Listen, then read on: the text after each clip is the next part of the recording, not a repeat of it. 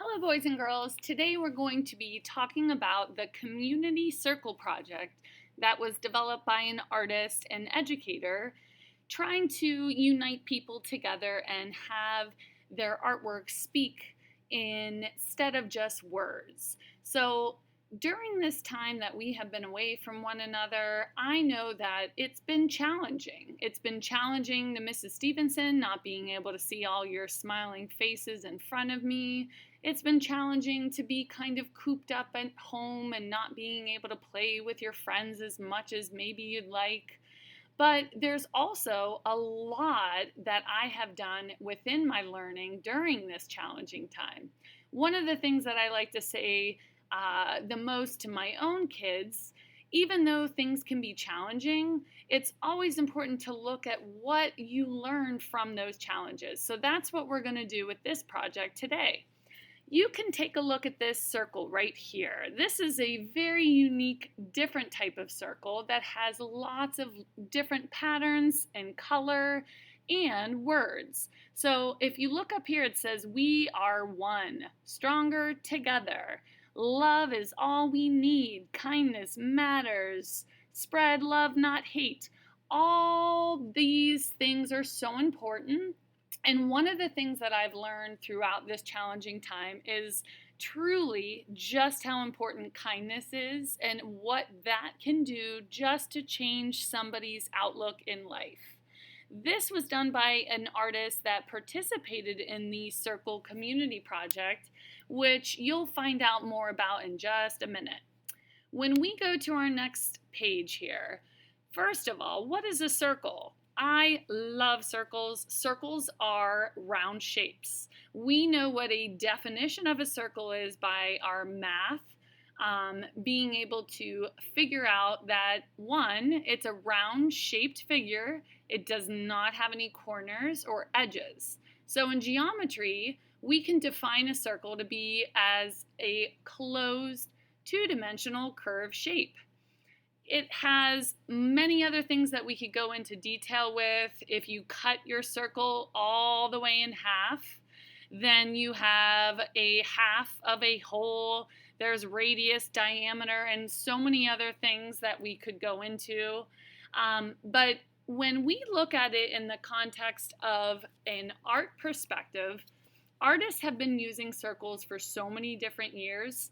This circle right here, within a circle is by an artist named Kandinsky. So there's a lot of different meaning with this. It could represent the notion of having total, no ends, wholeness, perfection, which if you ask Mrs. Stevenson doesn't exist in life. You could say it represents yourself, but most importantly for me, the circle means togetherness or wholeness. That's why I have that highlighted here. When we use circles and as an artist, we can use that to show us being together even when we're apart. When you take a look at these circles, they are perfectly imperfect, and that's why I put this one right here. Imperfection is okay, because guess what? Imperfection is human. This was such a cool picture that I found on the website where I got this idea from. It really does right away look to me like a kiwi fruit if you've ever cut one down the center. But I always stress the importance of making mistakes, and I thought the artist that made this truly got that by saying imperfection is okay. We're always so scared to be perfect. There's no such thing. So I really liked how this artist used this circle to tell that story, that it's okay to be imperfect. This one says everyone has a story. Let them tell it. So to me, when you tell me a story about yourself, you are giving me visual context in your artwork. We're all powerful together, and we can be superheroes and we can be heroes. That gives us a clue about what our project is going to be today. We're going to create a circle by answering the question, what am I learning about myself?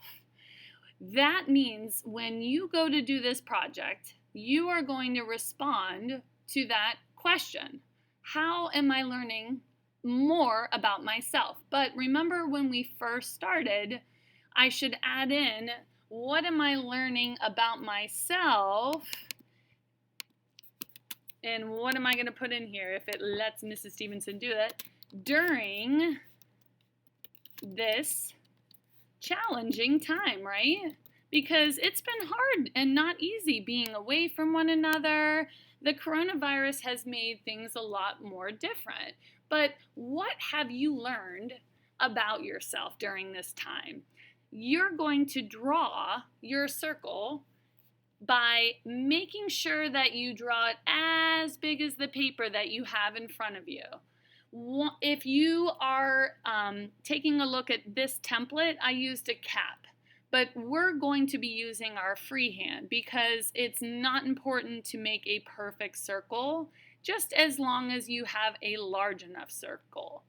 You're going to think of yourself how you can draw your circle to show that you are a superhero. So when I think of something that symbolizes a superhero, I think of lightning bolts, and I think of being fast, and I think of being kind. Being kind is a huge superhero power that I definitely needed during this challenging time.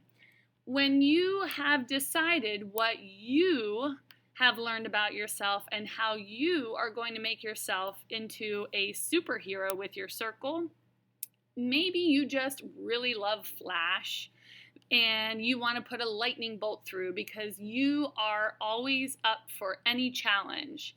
Maybe you want to shoot rainbows from your fingertips, so you're going to color your circle with rainbows. As long as you have at least uno, dos, tres circles, that means 3, you are ready to go. We're going to use our pencil. Then, with our last target, it says I'm going to color in with bright and bold colors. That's why you can see all these rainbow colors, because who doesn't think that just spreading color and love isn't a superpower? I know I do. So when you finish this video, the first thing you're going to do, let's review. We're going to draw our circle as big as the paper with our pencil. Then we're going to add at least 2 more. You want to make sure that you draw or you write a sentence about what you think you've learned about yourself and what your power is to share with others. I am so excited to see your project, and let us get started. See you later.